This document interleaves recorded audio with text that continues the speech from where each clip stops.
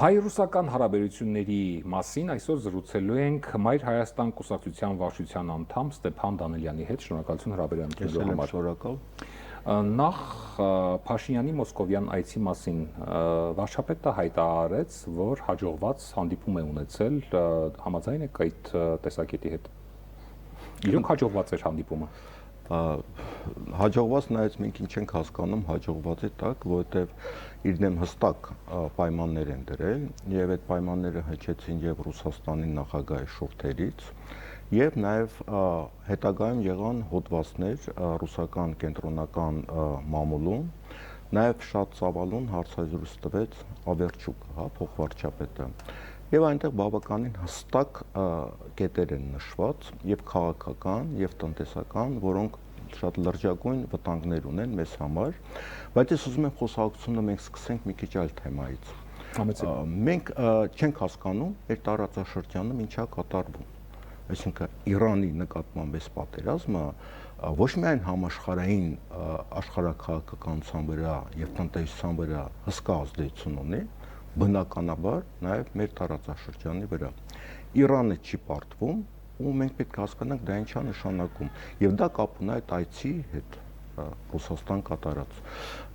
Տեսեք 20 թվականին 2020 թվականի պատերազմի ժամանակ աշխարհաքաղաքական բալանսը փոխվեց Հարավային Կովկասում մասնավորապես եւ Թուրքիայի դերը ուժեղացավ, որը բերեց որոշակի հետևանքների նաև մեզ համար Արցախի վերջնական կորստին եւ այլն, եւ այդ թրիփի գաղափարին, կամ Զանգեզուրի միջանցքի գաղափարին, որով Թուրքիան եւ նաև արևմուտքի որոշ երկրներ, առաջերտին Բրիտանիան, Միացյալ Նահանգները մուտք են գործում կենտրոնական Ասիա եւ կենտրոնական Ասիայի ռեսուրսները պետք է օգտագործեն։ Իրանին դրա դեմ էր հանդես գալի, դրան դեմ էր հանդես գալի նաև Ռուսաստանը։ Իրանի պատերազմում Հարավային Կովկասում աշխարհաքաղաքական նոր փոփոխություններ են տեղի ունենում եւ ես վստահ եմ, որ Թուրքիայի դերը թուլանում է, Միացյալ Նահանգների դերը նույնպես թուլանում է եւ այստեղ ուժեղանում է Իրանի ազդեցությունը, որովհետեւ այն կարմիր գծերը, որոնք կային, այլևս չկան։ Եթե Իրանը առաջ վախենում էր ավելի ագրեսիվ քաղաքականություն վարել, հաշվի առնելով, որ թրիփը իր համար ազգային անվտանգության համար խնդիրներ առաջացնում, հիմա արդեն ամեն ինչ կարելի է, հիմա արդեն պատերազմական գործողությունները զգուշավորությունը Իրանի համար թուլացել է, այլևս, որովհետեւ գոյության կռիվ է տալիս։ Եվ արդյունքում ակտիվացել է նաև Ռուսաստանը այս նոր իրավիճակում Հարավային Կովկասում, եւ ես ուզում եմ մի կետի վրա ուշադրություն դարձնել։ Իրանում շատ են խոսում վերջերս բավականին բարձր մակարդակներում Թուրքմենչայի պայմանագրի մասին 17 տարի առաջի կեսում կնքված Ռուսաստանի եւ Իրանի միջեւ, որտեղ այս տարածքները անցան Ռուսաստանին Իրանի համաձայնությամբ։ Ավերչուկը իր հարցազրույցում բավականին ծավալուն նաև հիշեցրել է Թուրքմենչայի պայմանագրի պայմանագիրը։ Սա ինչ է նշանակում։ Սա նշանակում է, որ իրենք բարձրացնում են 100 մոտ 200 տարվա պայմանագիր, որտեղ ասում են այս տարածքը մեր ազդեցության գոտին է Ռուսաստանի եւ Իրանի։ Դրանից հետո արդեն մենք կարող ենք խոսել այն վտանգների մասին, որը Հայաստանի հանդեպ կա նաև տնտեսական առումով, որտեղ նույն Ավերչուկի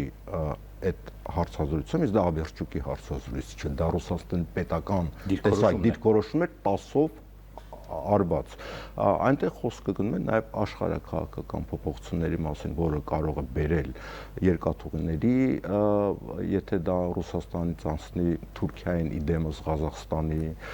այդ տրանսպորտային խնդիրները, որոնք Հայաստանը իրականում դուրս են թողում, որ այդ ճանապարհը Կարսով է գնալու, նոր երկաթգիծ են սարքում Նախիջևանից, ըստ էության մենք կորցնում ենք վերահսկողությունը Սյունիքի ճանապարհի վրա եւ ոչինչ չենք շահում։ Եվ շեշտերը դրված է աշխարհաքաղաքական եւ անվտանգային խնդիրների վրա։ Թրիփի մասին դեռ կխոսենք, վերադառնանք Ռուսաստան այցելությանը Փաշինյանի։ Նիկոլ Փաշինյանը նախորդին հայտարարեց լրագրողների հետ հարցպատասխանի ժամանակ, ասաց, որ Ռուսաստանում եղել են կոնկրետ պայմանավորվածություններ, սակայն չի մանրամասնել, թե ինչ պայմանավորվածությունների մասին է խոսքը,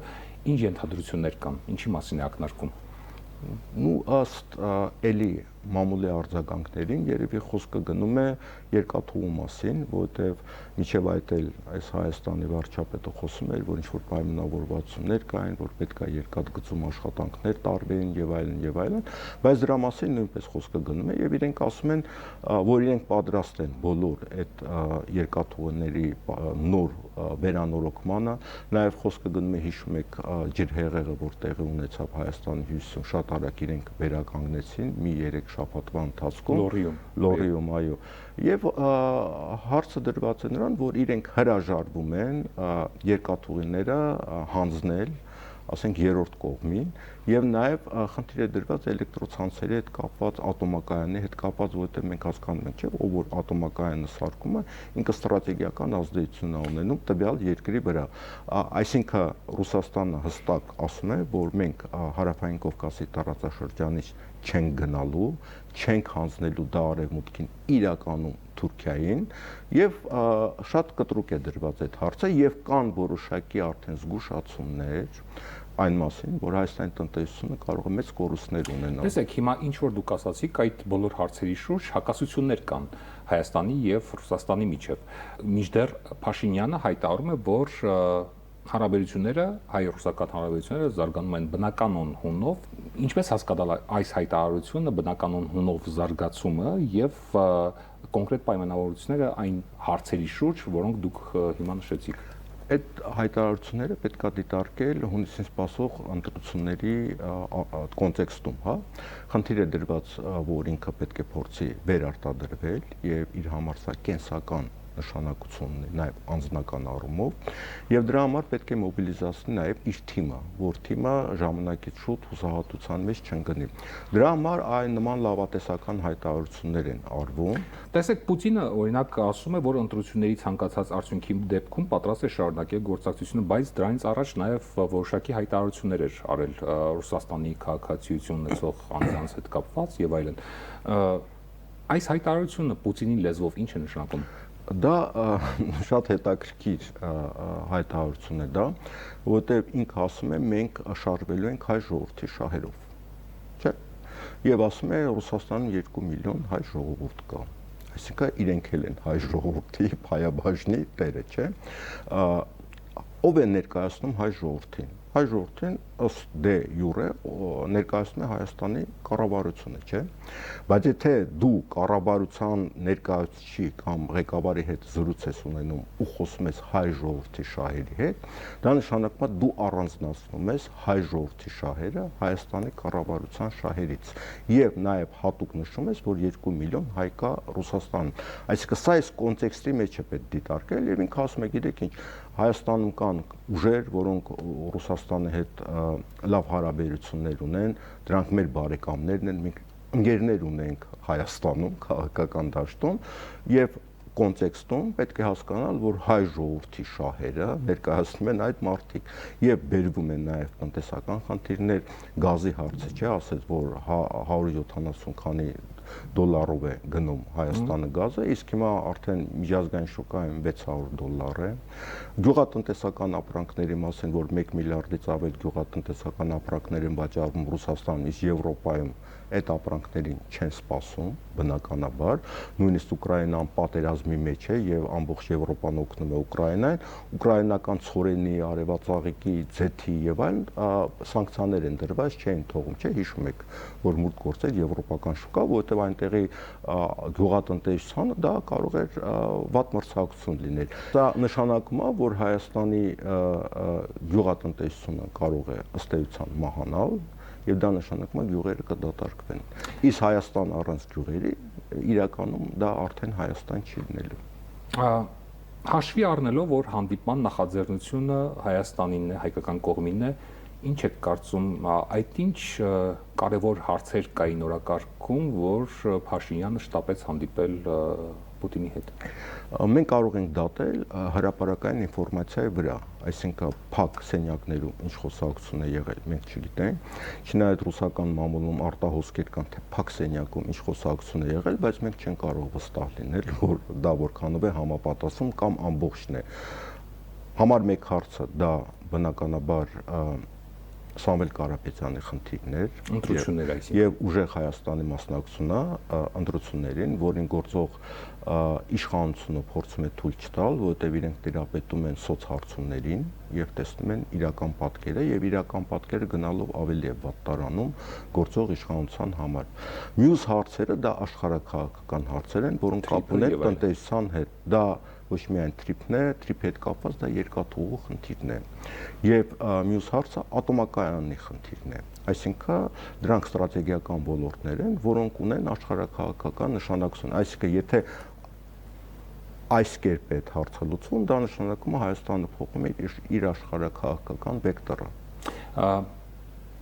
Հանդիպումից հետո դուք նշեցիք, որ Օվերչուկը հայտարարություններ արեց եւ ուզում եմ հասկանալ, այդ հայտարարությունը պետք է հասկանալ որպես նախազգուշացում, թե արդեն իրական պատկերը այն ինչ որ քաղաքական դաշտում, այն ինչ որ արդեն կատարվում է։ Ուրեմն միջև հունիսի 7-ը, միջև ընտրությունները, ոչ Ռուսաստանը, ոչ Իրանը, ես կարծում եմ, որևէ կտրուկ քայլեր չեն անի, ուղղակի սա նախազգուշացում է կամ նախազգուշական ինչ-որ քայլեր կլինեն։ Մենք տեսանք, որ Ռուսաստանը Ռոսկոմնadzորը արդեն խնդիրներ է դրել գյուղատնտեսական ապրանքների որակի բանի հետ կան, դա զգուշացումներ են։ Հնարավոր է Լարսում դեղ բեռնատարները խնդիրներ ունենան եւ այլն, դա նույնպես նախազգուշացում է։ Բայց միջև նաեւ Իրանը երկար ժամանակ իրեն բավականին զուսպ էր պահում նույն թրիփի հետ կապված եւ այլն։ Ես կարծում եմ նրա համար, որ իրենք սպասում են, թե ինչ է տեղի ունենալու հունիսի 7-ից հետո։ Այսինքն մի բան է, որ դու խնդիր ունես կառավարության հետ, բայց դու չես ուզում այնպես քայլեր անես, որը հանրության մեջ դժգոհություն արտնացնի, հա, որ դու այս երկիրը քո արդեն բնակության դեմ է գործում։ Դրա համար մինչև հունիսի 7-ը քայլերը կլինեն բավականին զուսպ, իսկ եթե հունիսի 7-ից հետո այս իշխանությունը վերարտադրվի, իսկ արդար ընտրություններով ես դա չեմ պատկերացնում, որովհետև մենք ունենք ռեալ սոց հարցումների պատկերը, որոնք հրապարակված են եւ որոնք հրապարակված չեն։ Եթե նման միջոցներով այս կառավարությունը վերարտադրվի, ապա ես կարծում եմ շատ վատ սպասելիքներ կարող են լինել Հայաստանի համար, հատկապես Իրանի հետ պատերազմում, տեսանք Իրանի դիրքերը որքան են ուժեղացել, արդեն ինքը գումարներ է վերցնում Հորմուզի նեղուցով անցնելու համար, Միացյալ Նահանգները B պլան չունեն եւ արդեն ռազմական գործիչների մոտ արդեն հրաժարականներ են սկսվել, որոնք իրանք դեմ են դրան։ Մենք տեսնում ենք, որ արդեն Թրամփը չի խոսում հաղթանակի մասին։ Մենք տեսնում ենք եվրոպական երկրներ, որոնք գնալով քանակը շատանում է, որոնք փակում են իրենց տարածքները Իրանի ռմբակոծելու համար, այսինքն չեն թողում օդանավակայանները օգտագործվեն ռազմական եւ այլն։ Այսինքն սա կտրուկ իրավիճակ է փոխում։ Եվ այս առումով ես կարծում եմ այս աշխարհաքաղաքական փոփոխությունները շատ կարևոր են հունիսի 7-ի ընտրությունների առումով, որովհետև հիմա աշխարհում մի իրավիճակ է ստեղծվել, որ ցանկացած երկրում, նույնիսկ փոքր երկրում իշխանության փոփոխությունը դա բերում է աշխարհաքաղաքական դիրքավորման փոփոխություն։ Օվերչուկի հարցազրույցի մեջ կար քրիտիկական կետի մասին խոսույթ։ Հայաստանը հիմա մոտեցել է այդ քրիտիկական կետին եւ կարող ենք հետեւություն անել, որ այդ հանդիպումը եւ այն թեմաները, որոնք արտացվել են հանդիպման ընթացքում, ըստ էության շոշափում են Ռուսաստանի կարմիր գծերը։ Քրիտիկական կետը դա հունիսի 7-ն է եւ հունիսի 7-ին կպարզվի այդ քրիտիկական կետերը Հայաստանը անցնում է, թե Հայաստանը չի անցնում։ Եվ բացի Ռուսաստանից եւ նորից կնշեմ, Իրանի գործոնն է մեծացել եւ ես մի քիչ առաջ խոսում ենք, չէ, որ եվրոպական երկրների դիրքորոշումն է փոխվել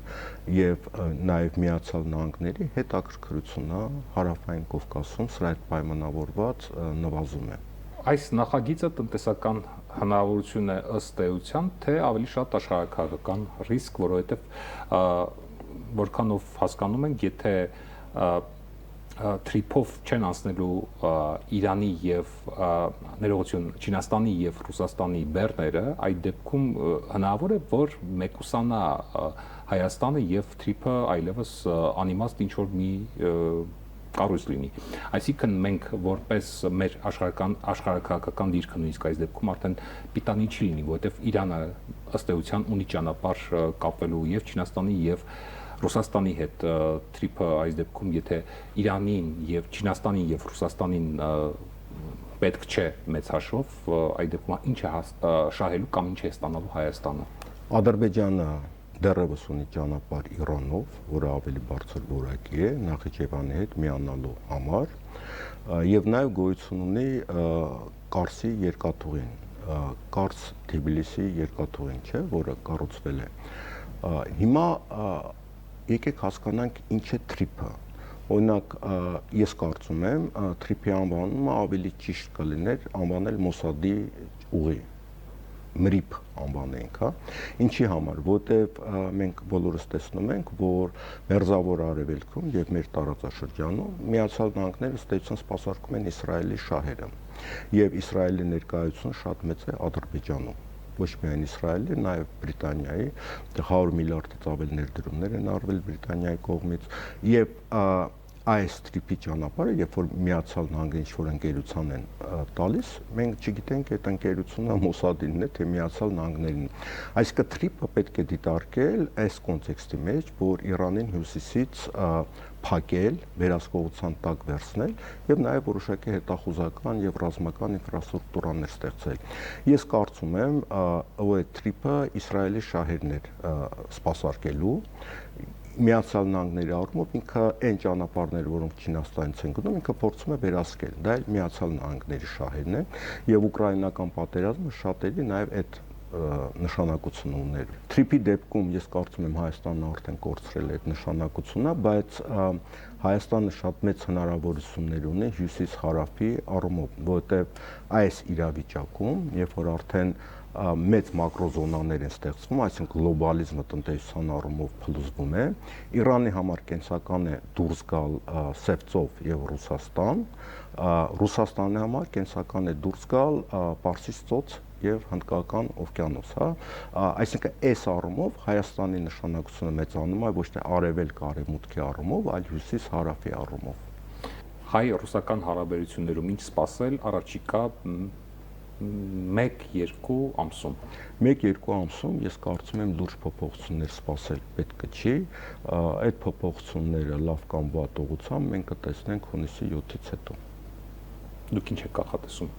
Ես կանխատեսում եմ, որ այս գործող իշխանությունը արդեն պարտվել է եւ աշխարհակաղակական իր ծրագրերի առումով, խաղաղության ծրագրի առումով եւ տնտեսական հեռանկարի առումով։ Իրենք այն գիծը, որը փորձում են տանել, դա արդեն պարտված է։ Իսկ քաղաքական ընտրությունները դա ոչ թե անձերի ընտրությունն է, այլ նաեւ քաղաքականության ընտրությունն է։ Շնորհակալություն հարցերին պատասխանելու համար։ Մենք զրուցում էինք Մայր Հայաստան կուսակցության վարչության անդամ Ստեփան Դանելյանի հետ։ Ցտեսություն։